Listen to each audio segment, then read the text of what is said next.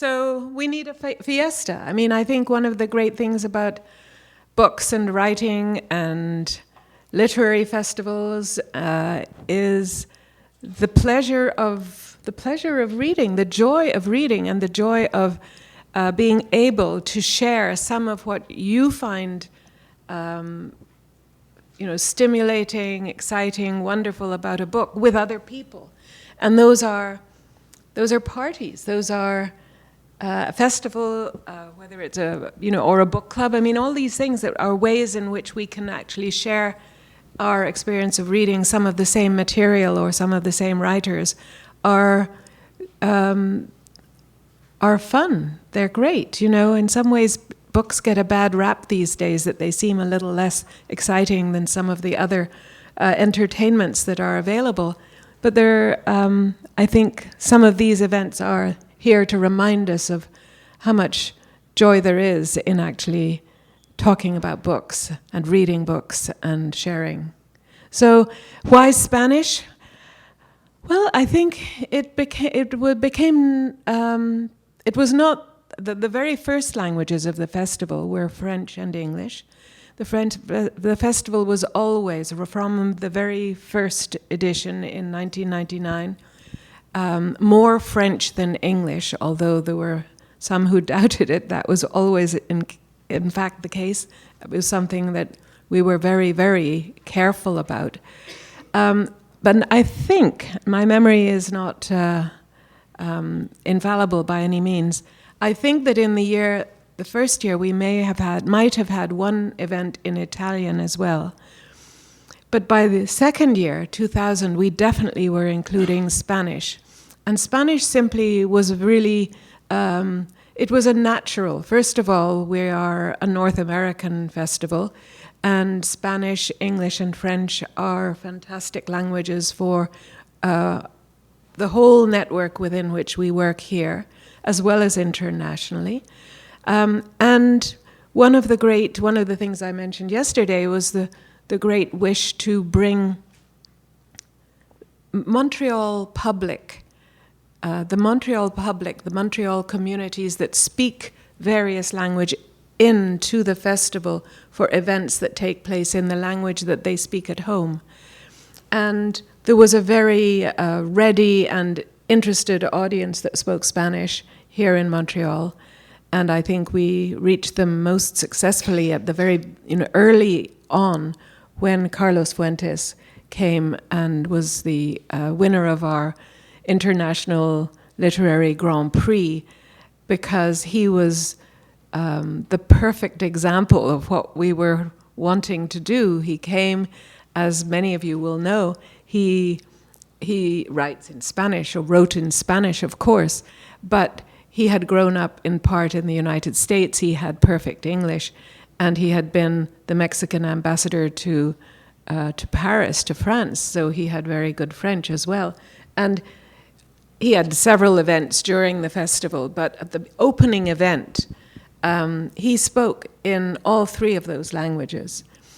And so, there aren't that many writers who can actually do that. Although we do get the ones who can. Yes, but also not that many writers, and also not that many festivals that can fully showcase the trilingual, that have a public and that have this environment to do because also, Linda, you'll remember that reading was also the year Montreal was World Book Capital, and it was the inaugural event of the series of Montreal UNESCO World Book Capitals 2005, which the spotlight was in Montreal, and the spotlight was in Carlos Fuentes speaking three languages. I had never been, in fact, to a literary festival before I became the founder of Blue Metropolis, which may be why it's so different from other festivals. I went to many after that, and one of the ones I went to, naturally enough, was the International Festival of Authors in Toronto at Harbourfront. And I was there 2 years before Carlos Fuentes came to Montreal. I had gone, and he was one of the star guests for the IFOA in Toronto.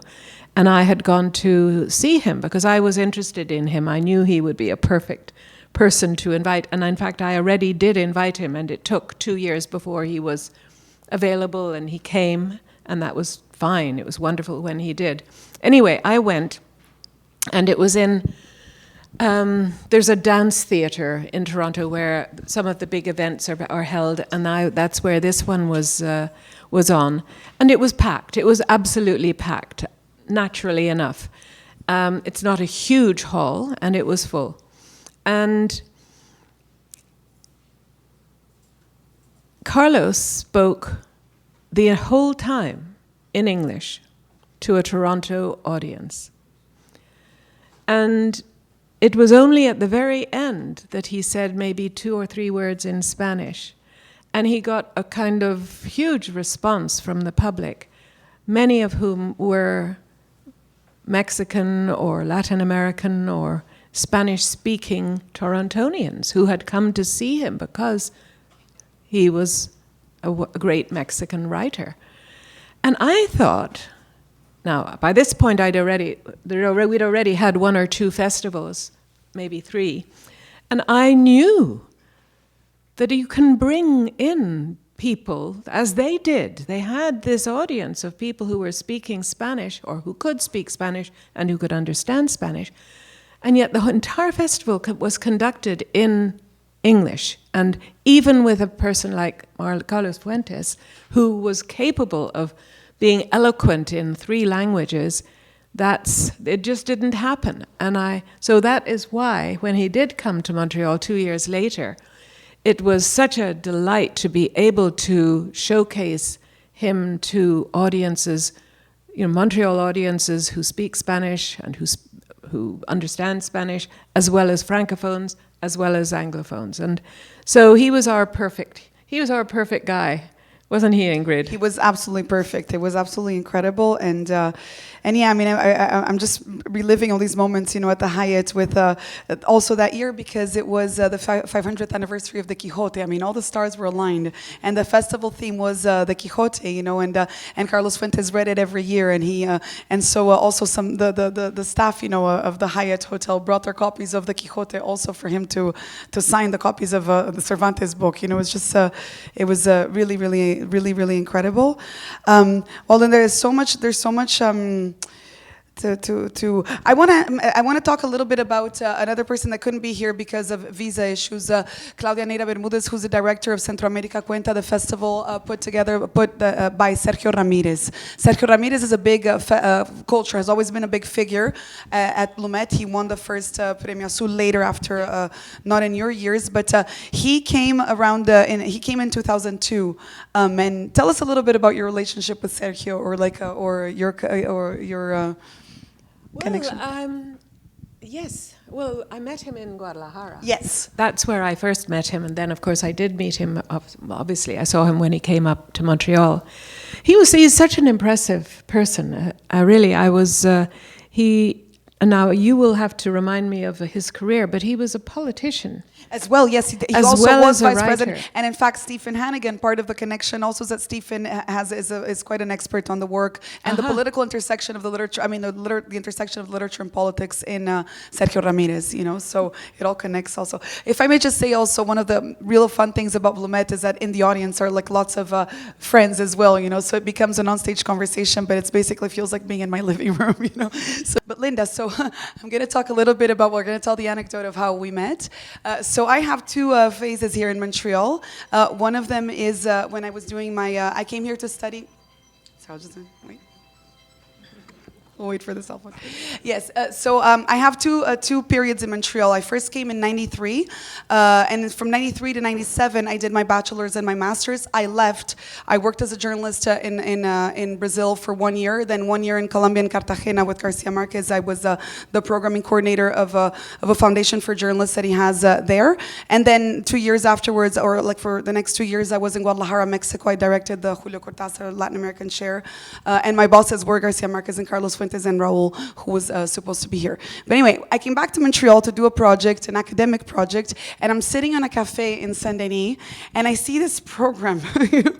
and in the headline is Norman Mailer, Susan Sontag, Sergio Ramirez, everything in different languages, And I flip over, and there's Linda's picture, and there's an editorial, And this didn't exist in '97. I came back in 2001, And I noticed this program, and I just thought to myself, I have to meet this Linda Leith, I have to find her, And I also had only a student visa. I wanted her to hire me, but it was impossible for me to be employed because, and this is also one of the things that Linda was very sympathetic to. Many people in the office were immigrants from France or people that had, that were non-Canadian born Canadians, or Montrealers, and there was a lot of sensitivity to that in the office. I remember the day that I got my permanent residency. I actually went across the border with Linda's staff.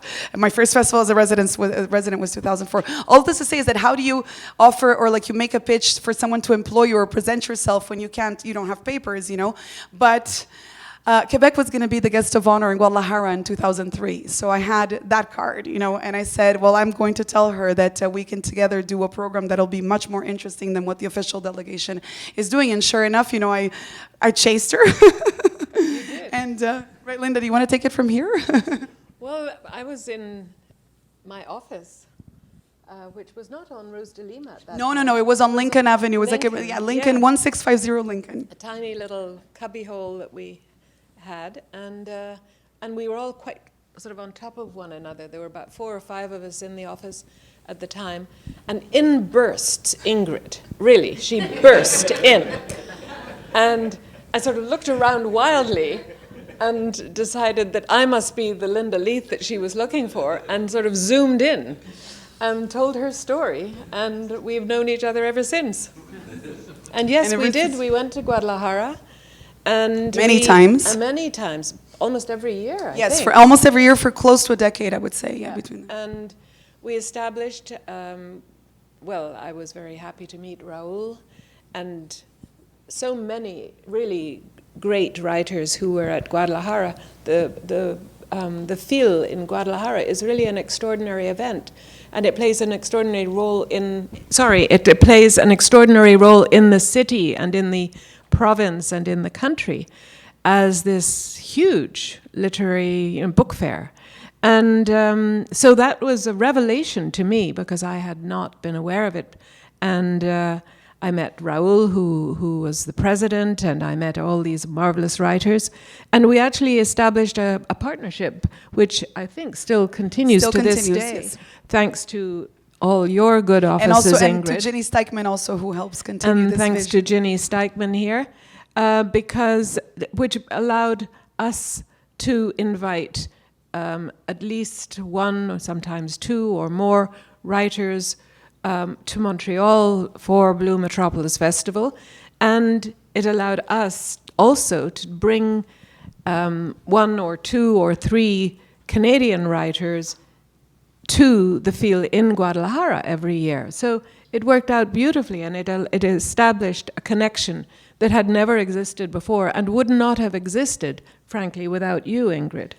Thank you, Linda. And it was a collective effort, It's interesting because you sit in Guadalajara and you see all the other minority languages that have connections, the Catalan, the Portuguese, like in the pavilion, and the Quebec presence is 0 and the Canadian presence is 0. I mean, there's no interest even after this, and there's so much potential, and the relationship is so organic, yet they don't see it.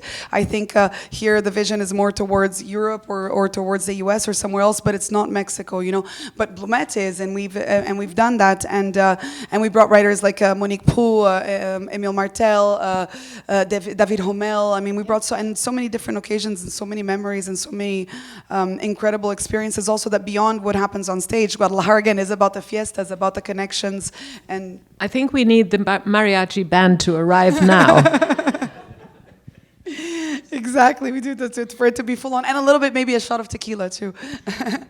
So on that note, continuing with the people who are here, another electric partnership that Blue Met had was between with McGill University, and specifically what was then Media at McGill, that was directed by Mark Raboy, who's sitting in the back, mentor and communication scholar and writer, also participating in the festival as a writer moderator. His last book is Looking for Alicia, which is a really interesting. Just look for the book Looking for Alicia. I remember Looking for Alicia. Anyway, so with Mark, because I don't want to detract, with Mark, Linda formed a partnership called Writers in Peril. Mm-hmm. It was Reporters Without Borders, Media at McGill, and that went on for like 5 or 6 years, where they would bring a writer that was endangered. And now you have to tell the story of Roberto Saviano when he was here and what that was, But also Gore Vidal, Tariq Ali, the many intellectuals that you brought and filled the Leacock Auditorium, and that the work that you did also having an academic, like a sort of highly intellectual space that wasn't stuffy and academic, I think was interesting, because when you partner with a university, you never really know, if it's going to be a stuffy conference, and it was. These were very, the Roberto Saviano in particular was a very... Well, that was an extraordinary event. In fact, yesterday I was saying that we never had very much money, and so there was no way we would ever have been able to afford simultaneous translation for writers who worked in languages other than French or English, which is one of the reasons why it was a really good idea to bring in the audiences that spoke those languages and understood those languages. So it worked in amazing ways, and I'm a bit surprised that no one else had done it. And as far as I know, no other festival had done it at that time anyway. In any event, the one time we did have simultaneous translation, because it was paid for by the Italian government, was when Roberto Saviano came to Blue Metropolis under huge security and a huge crowd. And you tell how it looked to you, Ingrid. No, it's Mark. Do you want to add? No, it was just. It was a very. It was very exciting, because also Blue Met also has. We've been talking a lot about the partnership between, with Media McGill. Who Saviano is and why he was under police guard. Okay, well, why don't you do it, Stephen? You're much more like. No, go ahead. He wrote the exposés on the mafia in the south of Italy, right? Yes, exactly. That's the reason. Yes. Yeah. And he's, wanted, he's an endangered journalist, all of Mexicans, because he's basically a journalist that covers Italian corruption very, very well, and he's, and they want to kill him, so he's... and he's still living under protection, and in fact, his name was in the news just a few months ago, because of the notoriety of this book. He wrote this exposé of the, I think it was the Sicilian or maybe the Calabrian mafia. In any event, he is a marked man because of what he said and what he wrote. And he's a big name too, and especially with Italian-speaking Montrealers, he was a huge draw.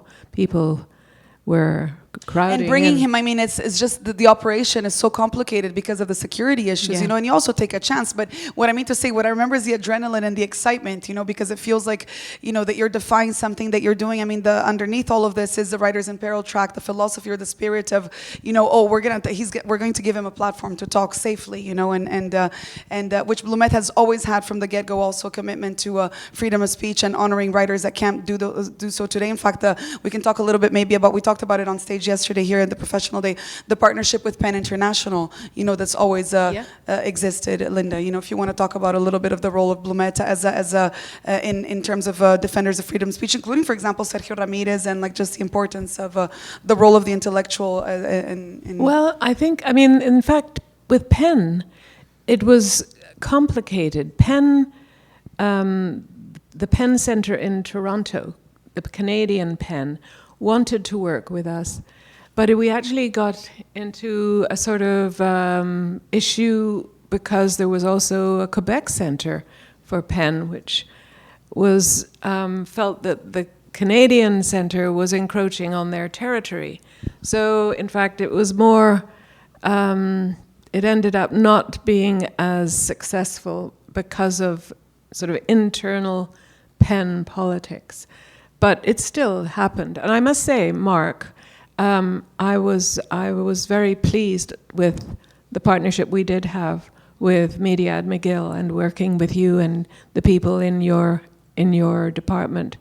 And I think it added, I think I think we started with the idea of the fun and the joy and the pleasure of reading, I think. But there's always been, from the very start, a very serious side to what we did at Blue Met, and which Blue Met continues to do. That's part of it. And there's no division between one and the other. There's the same person can be doing something fun and be an incredibly important and significant writer about human rights or migrants or God knows what the subject at hand may be. And the readers, the people who come to Blue Metropolis then and now, from what I see, and I'm not involved, I haven't been involved for 12 years now, are interested in all of the above. They want the fun and the pleasure, and they want something serious as well, because a lot of the other forms of entertainment that are available to us all in profusion are not very serious, and there's very little that's in depth and useful and helpful and good. And a lot of what happens here is all of the above. Yes, I mean, especially Blue Met being in itself, one of the things that I remember many people noticing is that it's also a registered charity in addition to a foundation. It has a registered charity status. It's a committed organization to also poverty and inclusivity as well. The idea that literature not be a privilege of of the people that can afford books or can read, but rather has always been there, also present from the get-go, way before we were talking about equity, diversity, and inclusion. Linda, I want to talk a little bit now about your role as a cultural manager, but now as an editor in your new position, 12 years now, but in your publishing house, which is one of 2 bilingual publishing houses in Canada, which has a very, very impressive catalog, a very select catalog of incredible writers, and working in English and French. It's very daring, and if you can start just by that, in terms of like being, because I think it's just Drawn and Quarterly and you that are English and French, right? I think there are there are others. I mean, there are the University of Ottawa Press, for example, is bilingual, but that's not a trade publisher. So there are different categories of publishers, and there are other houses. I think Goose Lane Editions in New Brunswick is one that occasionally will publish a book in French, for example. But we play our role there, and it's part of the way we see ourselves as a Montreal publisher, and sometimes that has meant translating books from French that have appeared in French originally and translating those into publishing a translation into English. Sometimes they are books that we originally published in English for an English readership, English language, English Canadian and international readership. And we then arrange for them to be translated into French for a Francophone readership here in Quebec and elsewhere. So, we do a lot of crossing between languages, which seems to be territory that I know fairly well. And that you navigate very familiarly. Linda, what's the relationship with the authors as your authors as opposed to participants in a festival? How is that different? Well, it's not that different, I think in almost everything that I've done, I have worked, almost everything, but as a magazine publisher, as event organizer, as a festival director, as a publisher of books, and I'm now a magazine publisher again. I'm always working with writers, and that's my milieu, that's my world, that's where I function, and that's where I have made my career, and that's what I love. And the result is that, when I was at Blue Metropolis, I got to know many writers from all over the world, and some of them I'm still in touch with, some of them became friends, some of them I just am privileged to have known, or not so privileged to have known in 1 or 2 cases that will remain nameless.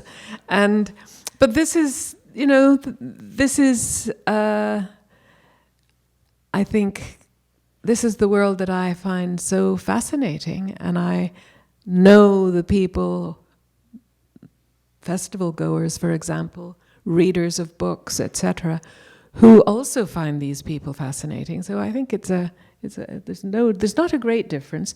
It's a different relationship. It's publishing a writer, especially we've published a lot of first novels or first books by emerging writers, and that's a big process, because publishing a book is a big process. I don't think it has ever happened that a book was sent to me by even the most experienced writer and it was ready for publication the next day. It never happens. There is always work to be done. Sometimes huge work, especially with a new writer, and especially if novels are very hard to write and very hard to get right. And so the writer will work with me, the writer will work with a copy editor, the writer will revise, the writer will come up with a new version, which then gets a closer edit, and eventually, after many months, sometimes years, there's a book that is ready and in print. But it is a big process. So in that sense, publishing is a much longer and much more intense process than any other. A festival, you're in touch with the writer, you're inviting them, you're talking about what they're going to do, you're trying to make a good match between this writer and that host or those other panelists, or, whatever the program is calling for. But it's usually done by email, it's not in person, usually they're, hundreds or thousands of miles away. And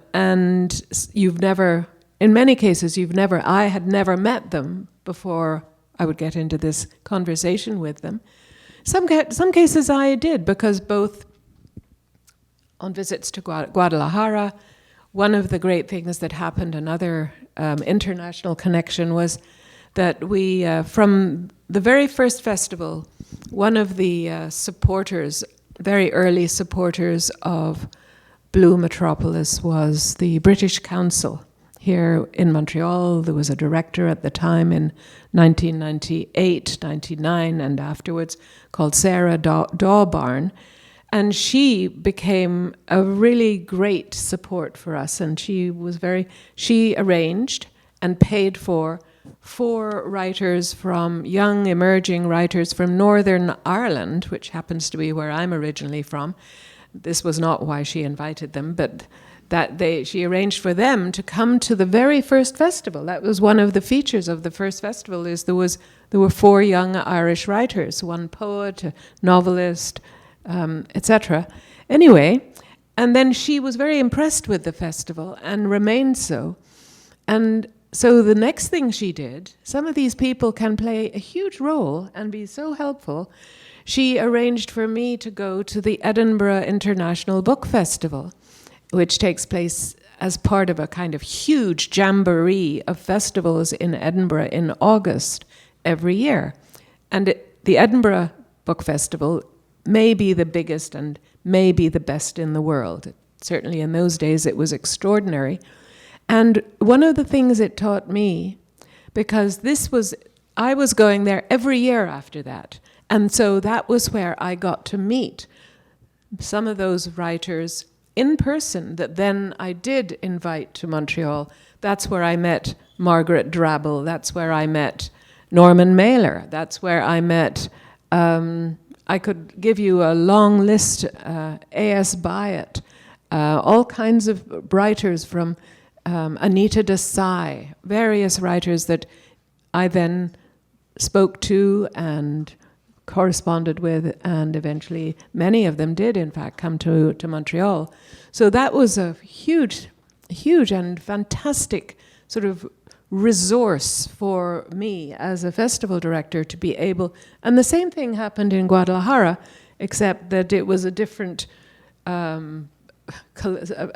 group of writers, and different priorities.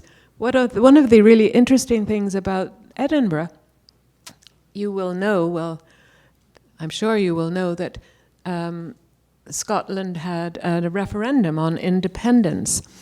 And this festival played a huge role in fostering Scottish writers and showcasing them and providing a forum for discussion of issues around Scottish identity, nationalism, the Scots language, the Gaelic, all the languages of Scotland, as well as some of the most distinguished writers working in English anywhere. And what it showed me, and I think I'd already had some sense of this because of my own experience here, but what it showed me is a festival is very specific to its place. I think you can say that about Phil in Guadalajara. It's emerged out of very specific circumstances, needs, and priorities, and political interests, and all kinds of Which factors. brings me, though, it's a question that I now am dying to ask because I can, because you left that opening.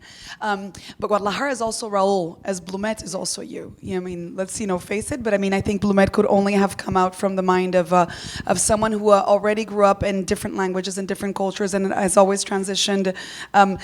Which brings me to a question also about African literature that was also very included, and specifically Binyavanga Wainaina. I met Chimamanda Ngozi Adichie last week. I in was Bogota. thinking about him just yesterday when I was thinking about these events, because I wanted to mention him, but please go ahead.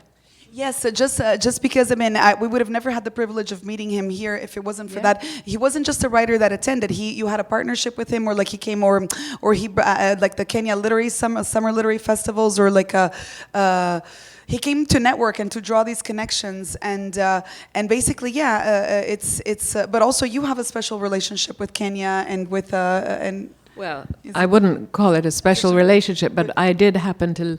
My family lived in Nairobi for a few years, and I did go there, but I can't say I have a special relationship. Not a special relation, but it's one of the cities that figures in your life story. Well, yeah, that is true.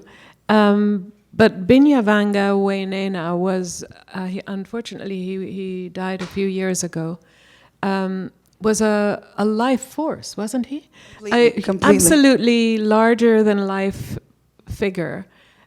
Big man dressed in magnificent African cotton printed shirts and robes, and he was just a fantastic person, and completely impossible to ignore, and a big voice and a big made a big statement always, and he was also very warm and friendly and he was lovely, approachable. and he was lovely. Anyway, he came to the festival at least 3, maybe 4 times, and so he became one of the fixtures, as it were, of the festival. But another thing, in terms of international connections, Edinburgh played a huge role.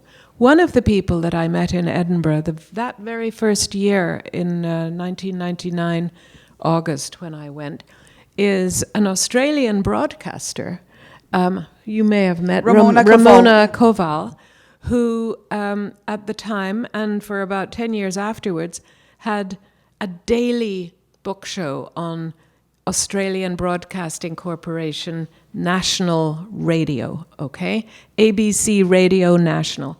And I mean, first of all, what an example. Wouldn't it be nice to have a daily book show on CBC Radio National? No, we don't have anything even remotely like that, but Ramona did. And so she was at the Edinburgh Festival every year because she was looking for people. She did most of the big star interviews. If Tariq Ali was going to be interviewed, it was Ramona. If it was Doris Lessing, it was Ramona. I could go on, all the big stars. And I had the great privilege of having access to, well, it isn't called a green room at the Edinburgh Festival, it's actually called the Yurt. And it is a huge tent with cushions on the floor, and wine is being served, and everyone is very jolly and hanging out. And anyway, I became friends with Ramona. I'm still friends with Ramona.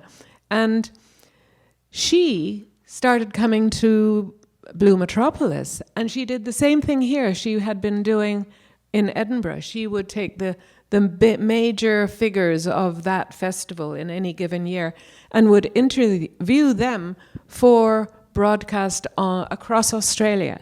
So that the fame of some of the Canadian writers, she did an interview with Margaret Atwood and Graham Gibson one year that they were here. She did interviews with the makers of the Inuit film Atanjariuat. She did all kinds of programming. Norman Cohen and Zacharias Kunuk. Yeah, Zacharias. The Fast Runner. The Fast Runner. The programming that would probably never have become known. Canadian content in most cases, but there were other international figures as well, who then became part of the literary cultural discourse in Australia. So it isn't only what we take in, it's also what we are able to send out, as in Guadalajara, where, yes, Jan Martel came down with us to Guadalajara, and David Homel and Monique Prue and various other writers who, which I believe continues to this day. So, yes. Yeah, I mean, Blumet, I mean, the connections that Blumet has abroad and here is such a part of the mission of the festival, is bringing together, you know, the locals, the nationals, and the internationals, and that's what it's all about. Which brings me to my next question, you guys. I mean, your audience, the audience.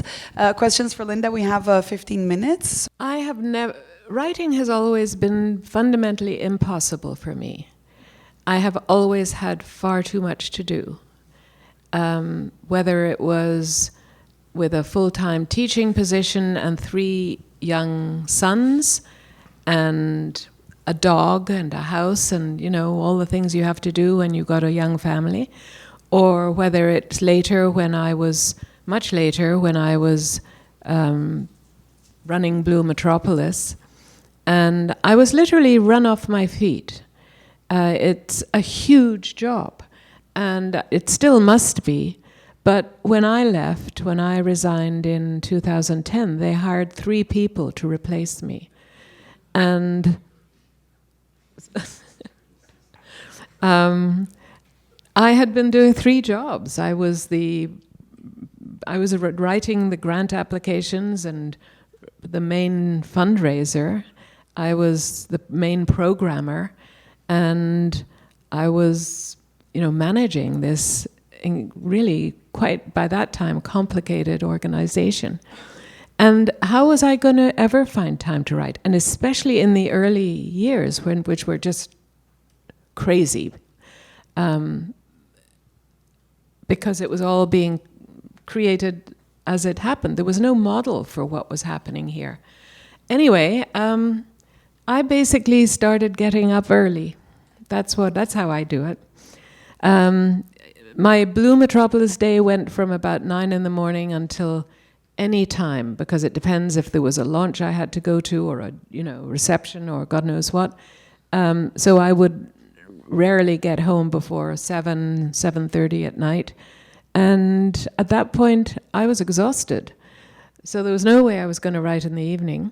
And so I started getting up early in the morning.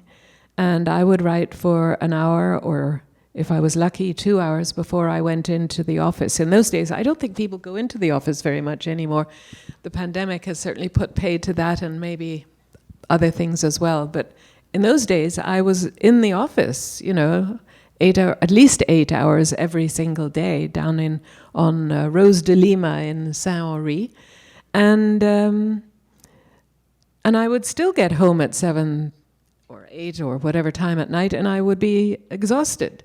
But that's how I did it. I couldn't get up early every day. I was too tired. But I was able to do it about 4 times a week, and that's how I wrote.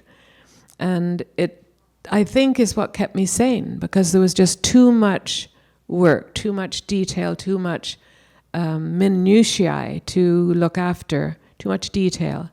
So I started right early on. I didn't think I could actually write another novel while I was doing this, although I eventually did. But I started off by translating a book by a francophone writer named Louis Gautier, who had written a short récit autobiographique called Voyage en Irlande avec un parapluie.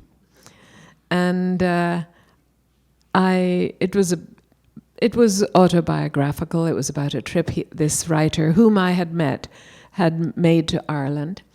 And so I translated that into English, and that was published. And that was easier than, say, writing a novel. Not that translation is easy, because it isn't. I'm sure a few people in this room could attest to that. But it takes a little bit less out of you than coming up with your own story from scratch and writing that. You've got something to base yourself on and to guide you, so you're not making it all up as you go along. So I published that, and then I had got into the habit of doing this early in the morning thing. And then I wrote another novel, and then I started getting interested in I think one of the things when you're a writer, at least in my experience, is you're trying to figure out something about yourself. And maybe that's not true of many writers, and I think it is probably not true of many writers, but it's certainly true of me. And I have had a very unusual background because of traveling around and different kinds of experiences that I've had in my life. And one of the things that was really interesting to me was, in fact, how I became part of this literary scene, which, I was an outsider. I was not a writer when I started. I was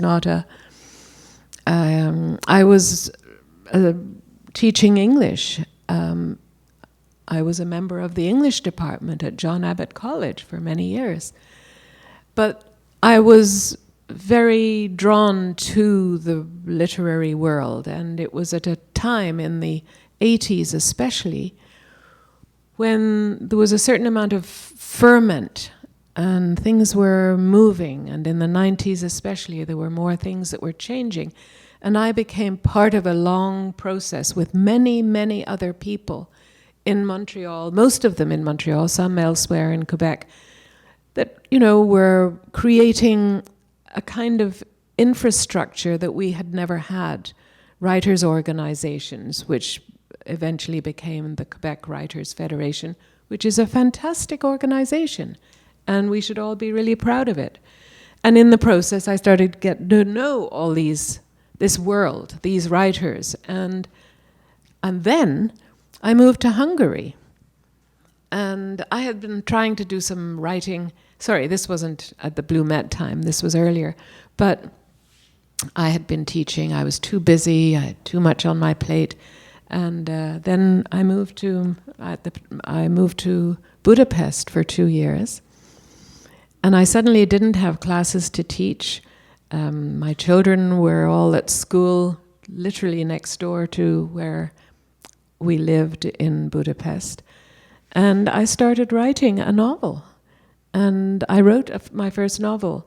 And I think being away, being in a foreign place, being in a strange place where I couldn't speak the language, I learned the language, but it was always very difficult. And being cut off. This was before email was common. And so it was very remote and very fascinating, because we moved there just after the first free elections of the post-communist regime. And the people we knew and were friends with were the dissidents who had been struggling against the regime for all their lives. And these were now the new members of parliament. So they were now members of what was called the Free Democrats was the name of the party. So I had this very privileged view of a very foreign world. And it was so interesting, I just had to write about it. And then when I came back here, and then led into Blue Met and all the rest of it, I realized there was something interesting about what had happened here as well. It wasn't anything like what had happened in Hungary, nothing like it at all, or indeed not like anywhere else at all, which is why it seemed really worth writing about. And I had again I'd had a view of it. So that's what I'll say. Well, that's a tall order in a few words. I would suggest you read the book. I hope you'll find it all there. That was the idea. Yeah, but part of what I've just said comes into, I think I was up in the bookshop just before I came down here, and they've got two of the books. One of them is called Writing in the Time of Nationalism, which is really about a kind of, it's a part memoir and it's partly the literary history of what happened here in Montreal in those years leading up to about 2000. And so you'll find a lot of stuff there. It sort of leads to the cusp of Blue Metropolis. The second one that's there, which is a more recent book, is called The Girl from Dream City. And I'll tell you why it's called that, because that may give you a clue. You all know who Cary Grant was, don't you? Cary Grant was a wonderful, debonair, charming, fantastic movie star who looked great. And he, the great New Yorker film critic for many years was a woman called Pauline Kael. And she wrote a feature article about Cary Grant many years ago now, maybe 20 years ago. And she called him the man from Dream City.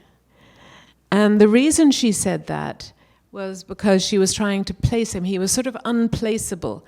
He was an American movie star, but he was a working class boy from Bristol and basically totally reinvented himself with a voice that was unplaceable. And if you've ever tried to imitate the way he speaks, you'll know it's completely sui generis. He is who he is. Anyway, years after that,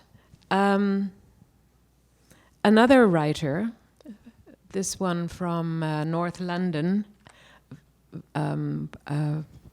with Zadie Smith, wrote who is a wonderful essayist. I really, really recommend some of her essays.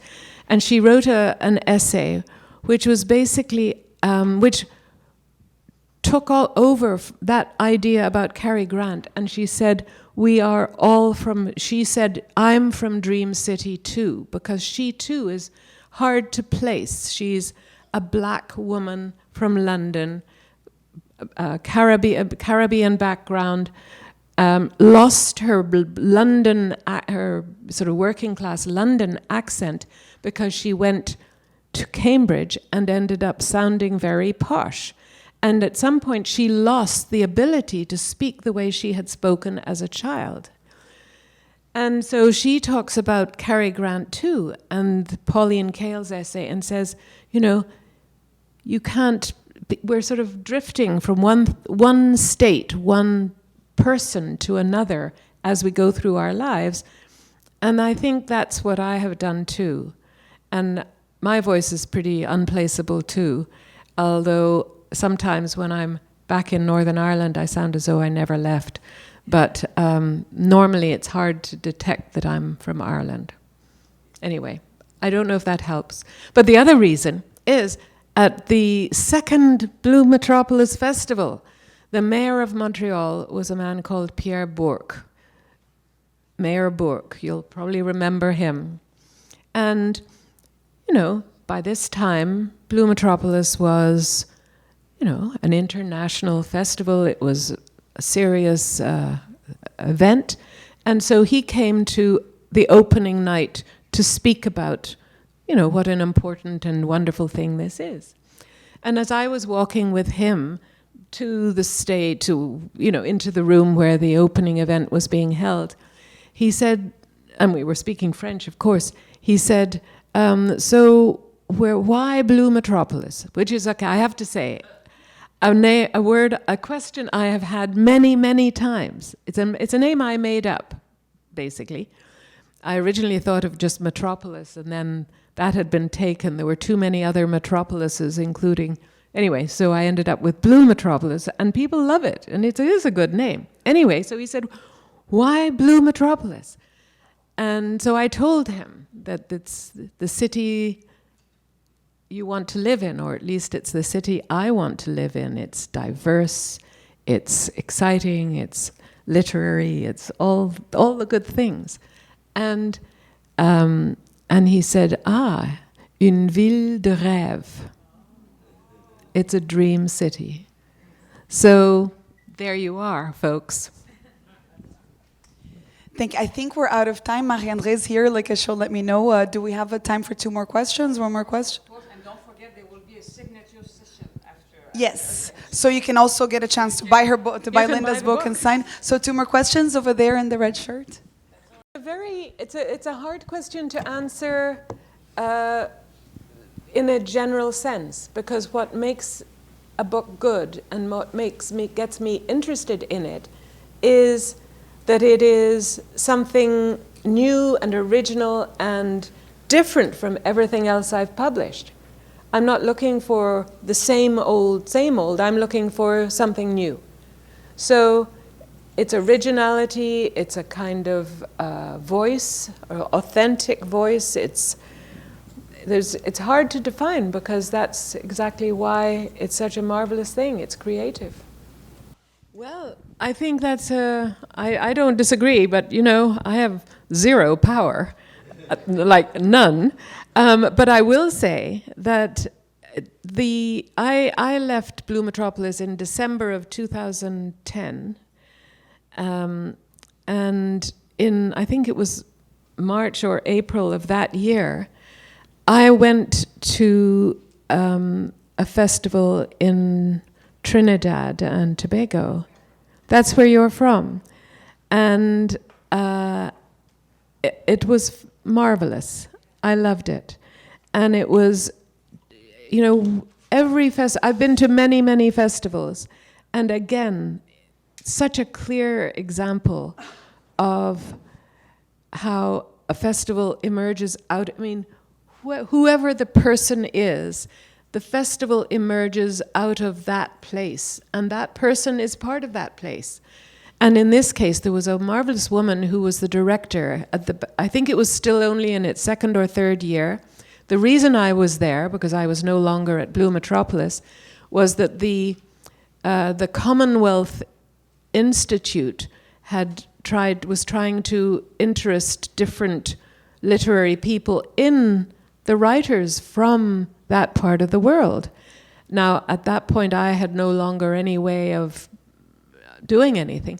But I can tell you, and it might be of interest to you, that there is a publisher in Toronto called Kwame Scott Fraser, who is from Jamaica, and who is trying to set up a series of internships for writers from Jamaica and other islands to come to Canada and work in the publishing industry. And he's someone you might want to get in touch with just to see what he's doing. He's certainly interested in the kinds of links that you would like to see. And on that note, everyone, unfortunately, we are out of time, but I do invite you to meet Linda upstairs and buy her book and get it signed. Just thank you very much, everyone, and keep enjoying the festival.